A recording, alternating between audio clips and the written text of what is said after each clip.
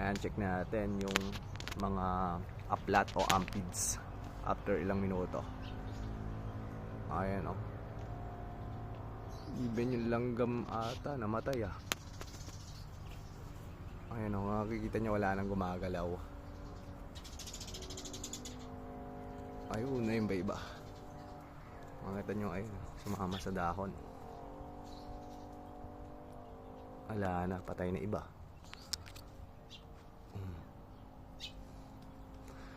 Pati langgam namatay. Ay, may mga buhay. Yung mga hindi na-spray na part. Ayun o, nakatulog yung mga buhay yan. Makita nyo gumagalaw ano. Hindi part na na-spray niyan.